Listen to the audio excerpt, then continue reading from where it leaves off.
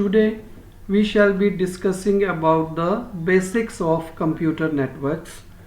So what we cover in this session is what is computer network and what is the transmission media. So means all the computer they are connected through some transmission media, and we are discussing about them also. What is a protocol that needs to be followed while the two computers on internet or any network want to communicate, addressing of the computers, and what is the bandwidth. So to start with, what is the computer network? We know that computer network is interconnection of two or more autonomous computers. Autonomous in the sense that here no machine is the client and no machine is the server, so they are at the same levels. So it is the interconnection of two or more autonomous computers so that they can communicate, and this communication can be in the form of sharing the resources or sharing the web pages or anything else relevant to its sharing. Then the computers can be geographically located anywhere. Means it is not necessary that all the systems are within one building or within one room. Geographically they can be located any part of the world, and this is one scenario in which some of the computers are interconnected through some devices so that they can share their resources. Now comes that what the terminology that we could apply while we discuss about the computer networks. So all the computers on the network, they are called as nodes.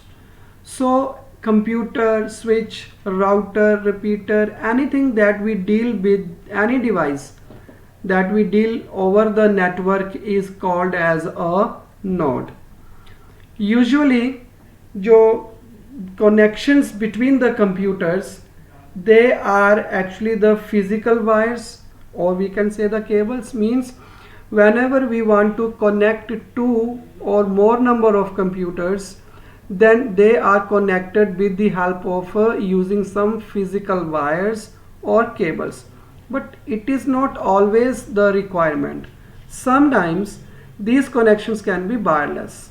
Means there is no physical connection between the two computers, even then they are connected. So these connections can be wireless, like using the radio waves, infrared signals, Wi-Fi signals. So these are all the communication media through which there is no use of physical cables. So what are the different types of networks? The type of networks depends upon the scaling, means up to what distance the computers are connected. Then what is the arrangement of the computers. So based upon these geographical scaling, we divide the computer into some types. The well-known types are local area networks, wherein the machines are interconnected within one room, within one building, or within one campus. Then comes the wide area network, wherein there is no limitation of any distance. If one system is here in say for example Karnataka, then another system can be there in Punjab. So there is no limitation of the distance in wide area network like local area network, where we can have the limited scale for the network. Then wireless LAN means simple LAN, we are connecting two computers or more computers with the help of physical wires. But if we set up a LAN wherein there is no physical connectivity among all the computers, then obviously we call it as a wireless LAN. Then comes the metropolitan area network, where the scaling of this type of network is actually a city. For example, our cable system, That cable system connects all the TV channels over a city. So this is metropolitan area network. And say for example, if I'm having one office in one part of my city and another office is located somewhere else but within the city, and I want to connect those two offices, then obviously this type of network I can call it as a metropolitan area network. Then comes the personal area network. In personal area network, suppose I am having some gadgets and I'm connecting all my gadgets with one another in a single room, like my laptop, my Android phone, or my printer, or my any other device. So that type of setup is known as a personal area network. That the scaling of that personal area network is actually limited to a room. In addition to these, we have some other types of networks like storage area network, global area, control area, desk area, and virtual private networks. So to connect two machines over the network, we need some transmission media. So the transmission media is actually a carrier which carries the information from one machine to another. So we have the transmission media which helps to exchange the information between the nodes.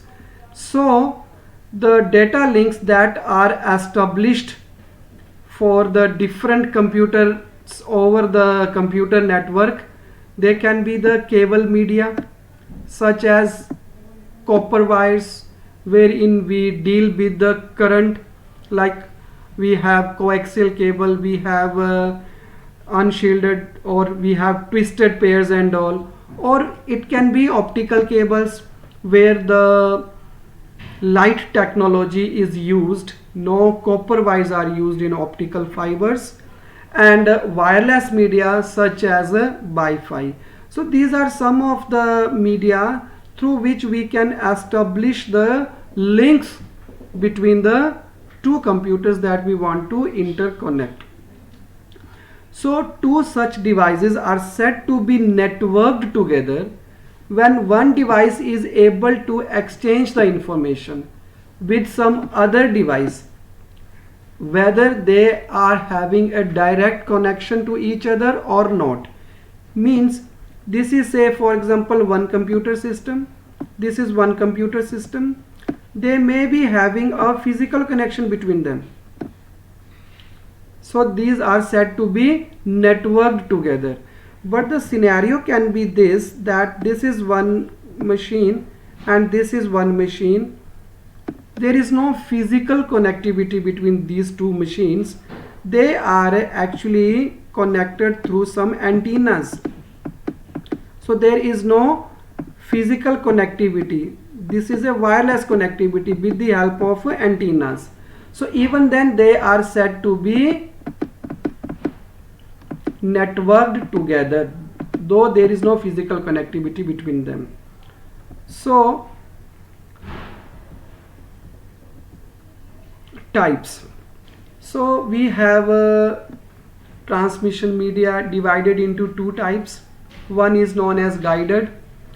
In the guided transmission media, the data travels through the cabling system that has a fixed path. What does it mean actually? For example, this is one machine and this is one machine, and they are physically connected by this cable. So now the signal will travel through this path only, through which this cabling has been laid down. So this is the only way through which their signal can be transmitted. It means this cable is actually guiding the signals. So that's what it is called as a guided transmission media. Examples are copper wires. Copper wires includes coaxial cables, twisted pairs, then the fiber optics which makes use of photons, but copper wires makes use of current. So these are the guided transmission media. Now in guided transmission media we have a coaxial cable. Coaxial cable is actually, we have two types of coaxial cables.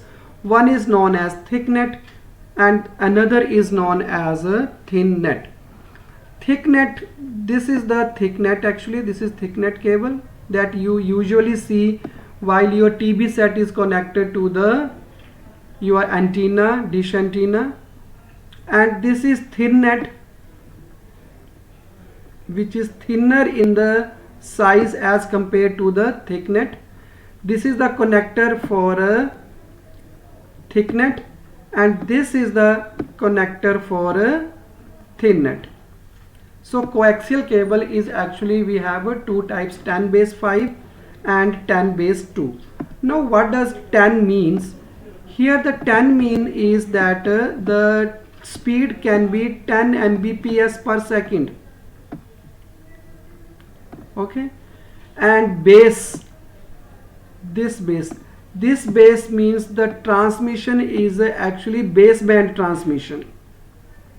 This is baseband transmission. We have a baseband transmission and we also have broadband transmission.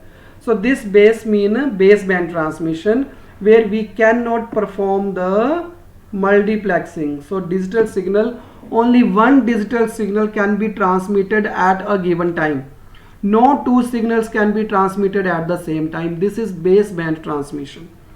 So now comes the twisted pair cables.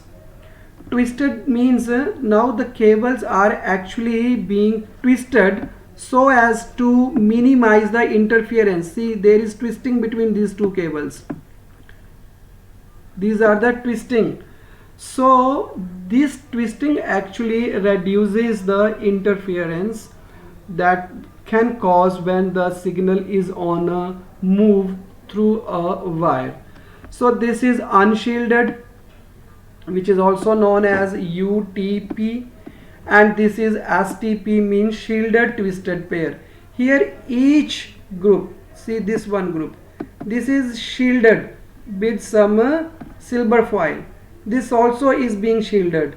All these pairs are actually individually shielded, but here no shielding is actually there. So that's what it is called as unshielded, and this one is called a shielded twisted pair. So the another type of transmission media, in addition to the guided that we just discussed, we have unguided transmission media. Unguided transmission media is actually without making use of physical cables, means through air. We have antennas to send the data, we have antennas to receive the data. So the transmitted data travels through the free space, and this transmission is in the form of electromagnetic signals. So these electromagnetic signals are transmitted and received by the different types of antennas that we install for the computer networks, so that the sharing of the information can take place. The examples are radio waves, satellites through which we see for longer transmission on our TV sets, microwaves through the mobile telecommunication takes place. So these are some of the examples of unguided transmission media. Now comes the fiber optics cable. So the fiber optics cable, that again has two types. One is known as single mode and another is known as a multi-mode fiber optics. So single mode fiber means we are having this type of cable in fiber optics, and multi-mode fiber means we have this type of cabling system. In single mode fiber, there is only one mode for the data transmission, means there is only one channel through which the light actually propagates. But in multi-mode, we have a bunch of through which the data transmission is taking place. So single mode transmission and multi-mode transmission. In single mode, the data travels like this. But in multi-mode transmission, there can be, because now we have the different sources, so the data can transmit like this. The other transmission data can take place like this. So this is the multi-mode transmission. Then comes what are the parameters through which we actually have the different types of transmission media. So the media differs in terms of bandwidth, mean how much of data they can transmit, the speed, the delay, that what is the delay that takes place while the data is being transmitted from source to the destination. Then comes the cost per bit, that to send the data, what is the cost per bit for its transmission. Then how easy is the installation of that transmission media, and how easy is to maintain that transmission media. So these are some of the parameters through which the media differs. Now the protocols. Without protocols, no two computers can communicate with one another. So the protocol is a well-known set of rules, set of standards that are used to communicate between the machines. It means the protocols are actually the rules which actually governs the communication between the two systems. Without protocols, no communication can take place. So one of the most important protocol that we make use in internet communication is the internet protocol. So internet protocol is the widely used internet communication protocol over the internet. So addressing, based upon that IP, if one machine wants to communicate with another machine, it needs to have one address. So the address is a unique series of numbers which actually identifies a computer on the internet.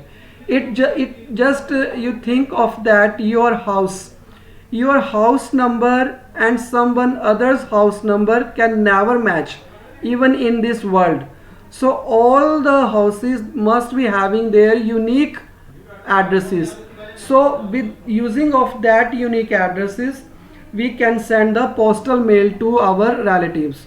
Same way happens in computer networks, that if we want to communicate or if we want to transmit the information from one system to another system, we need to know the address of that machine, and that address is actually a IP address.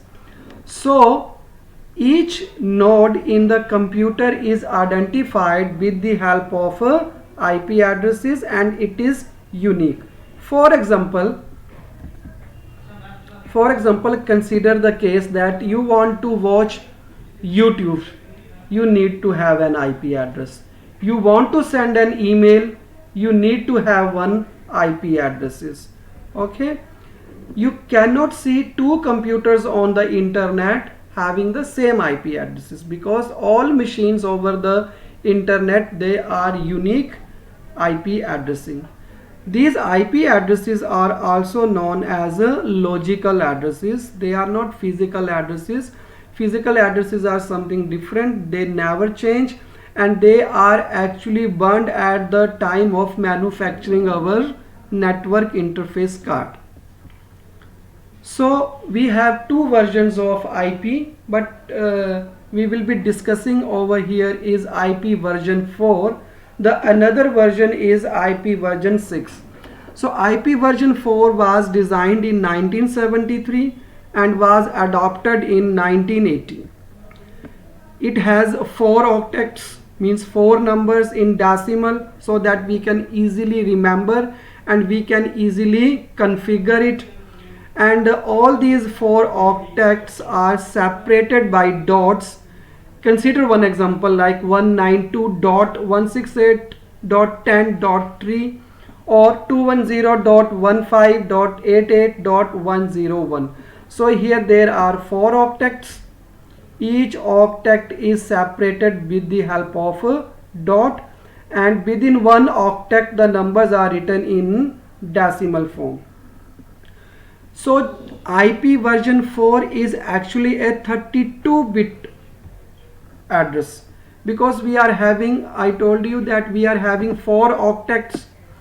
In each octet there can be maximum of 8 bits. So total number of 32 bits. So IP version 4 has 2 raised to power 32 number of IP addresses that we can assign to the machines over the net. It means that we are having almost 4 billion numbers of IP addresses. So we can have 4 billion numbers of IP addresses by making use of IP version 4.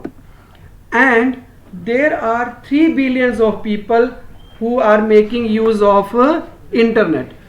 So only 4 billions of IP addresses, but 3 billions of people, they are using the internet.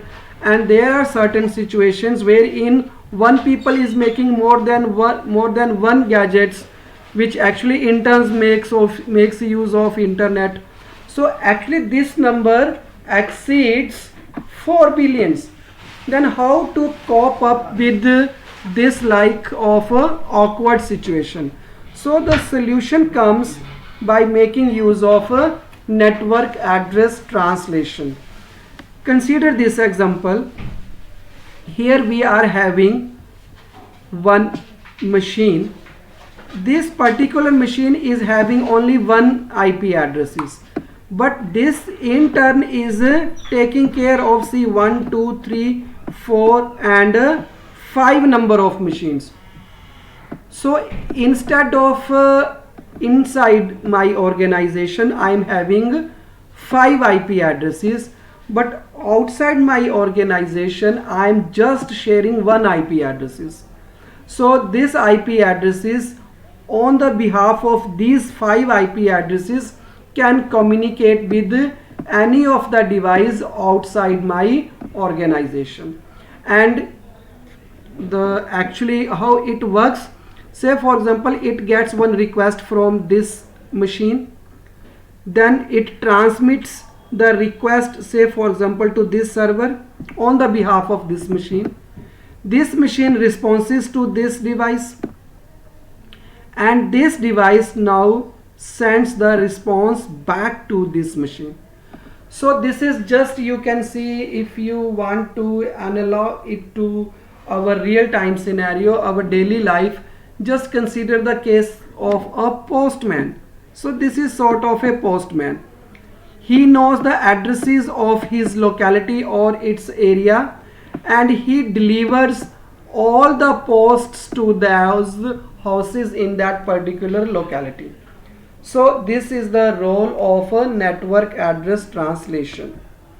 So it takes multiple addresses, presents them as a single IP addresses, and pointing outwards to the internet, and by doing this it actually reduces the IP addresses used so far. So if I want to see that what is my IP address in real device, I just simply go to my command prompt. There I write ipconfig. Sometimes I can write it as ipconfig space / and all. That also works, but you can simply write ipconfig and you can see the IP addresses of the machine. See, this is IP version 4 and this is the IP addresses of my machine. So by using ipconfig command, I can see the IP addresses of my machine. The IP addresses that we will discuss in next session full about the IP addresses. Till now I want to tell you that the IP addresses can be again of two types. One is dynamic and one is static. Static means that never changes, and dynamic IP address is an address that can change. Then what is the bandwidth? We always discuss about the bandwidth, that how much of the data that I am getting actually. So bandwidth refers to the maximum amount of the data transfer per second. Per second, how much of data is actually received or being transmitted. So this is a bandwidth. Say for example, my internet service provider that provides me the data transfer rate, say for example 5 megabits per second to 100 megabit per second. So how many number of bits per second I am receiving, or my cable can provide, that is actually the bandwidth. But in terms of physics, it also means a range of frequencies used to transmit a signal, and it is measured in hertz. Say for example, if high bandwidth means high range of frequencies, I can get more bandwidth. If the range of the frequencies is low, obviously I must be getting a low bandwidth. So it can be the data transfer per second in terms of networks. In terms of physics, it is range of frequencies. So if I want to combine all these two definitions, I can write it as the bandwidth for a single mode fiber optics can carry 10 Gbps, means capacity, with a bandwidth, means the range of the frequencies of 20 gigahertz. So this is the bandwidth. This is now the throughput. This bandwidth is actually the theoretical data rate that I am supposed to get, but throughput is the actual amount of the data that is received. So throughput is the actual amount of the data passing through the media or a connection. So to understand actually the difference between bandwidth and throughput, I can narrate one story. Say for example, I have one highway, and this highway is having 4 lanes, and the capacity of this particular highway is, say for example, 1000 vehicles per second can be moved over this. So it is the maximum capacity that it can handle. Okay, so not in 1 second, say for example in 1 hour, because if I have to take the daily example scenario, say for example 1000 vehicles can pass through from this bridge in 1 hour. But say for example now I am having one toll plaza over here. So all the vehicles now will not directly cross this bridge. It will take some time to get the toll cleared, then only they can transmit. So now practically not 1000 vehicles are passing over this bridge. Say for example now the 100 vehicles are passing through this bridge in 1 hour. So I can say that the thousands vehicles per hour is actually the bandwidth, and 100 actual number of vehicles that are passing over that bridge is actually the throughput. So bandwidth is actually the theoretical data rate, and this is actually the practical data rate. So this is the difference between the bandwidth and throughput. Thanks for watching.